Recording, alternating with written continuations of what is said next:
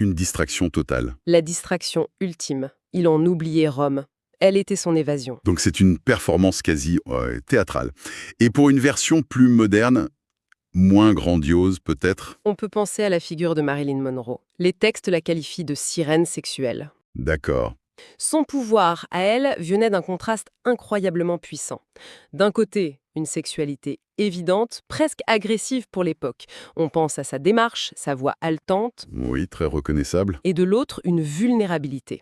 Une fragilité presque enfantine. La femme-enfant. Voilà, c'est ça, un mélange de pure volupté et de besoin désespéré d'être protégé.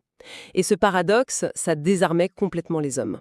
Ça faisait appel à la fois à leur désir et à leur instinct de protection. Ce qui est fascinant, c'est cette idée de créer une présence, un spectacle.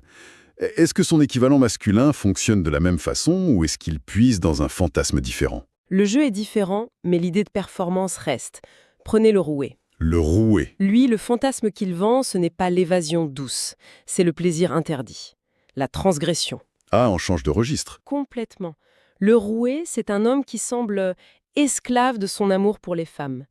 Il est souvent infidèle, amoral, et paradoxalement, c'est ça qui fait son charme. Parce qu'il donne l'impression à sa cible Hmm. qu'elle est si désirable qu'il est prêt à briser toutes les règles pour elle. On est donc dans le danger et l'interdit. Vous avez un exemple concret de cette audace en action? L'un des plus célèbres, c'est le duc de Richelieu, au XVIIIe siècle. D'accord. Il était obsédé par une jeune femme que son mari, très jaloux, gardait enfermée.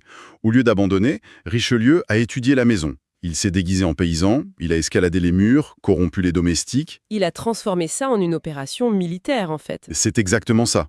Et quand il est enfin arrivé dans la chambre de la jeune femme, elle était moins séduite par l'homme lui-même que par l'audace, l'énergie folle qu'il avait déployée pour elle. Il lui a offert le frisson. Le frisson de la transgression absolue. C'est une audace très physique. Mais j'imagine que l'arme peut être plus intellectuelle, plus verbale. Absolument. Et là, on a la figure du rouet démoniaque. L'écrivain italien Gabriele D'Annunzio en est l'incarnation. Alors lui, physiquement, ce n'était pas un séducteur classique. Non, pas du tout, mais son arme, c'était la parole. Sa voix était décrite comme musicale, hypnotique. Ces mots, ils ne servaient pas à communiquer une idée claire, non. Ils servaient à créer une ambiance, à flatter, à troubler. Il enveloppait ses cibles dans un nuage de poésie. De promesses vagues. Exactement. Et le plus fascinant, c'est qu'il utilisait la même technique pour séduire les femmes de la haute société que pour haranguer les foules depuis son balcon. Ah oui, le lien entre séduction amoureuse et politique est très clair là. La mécanique est la même. Rendre les gens émotifs pour court-circuiter leur rationalité. D'accord. Donc la sirène et le rouet sont des archétypes assez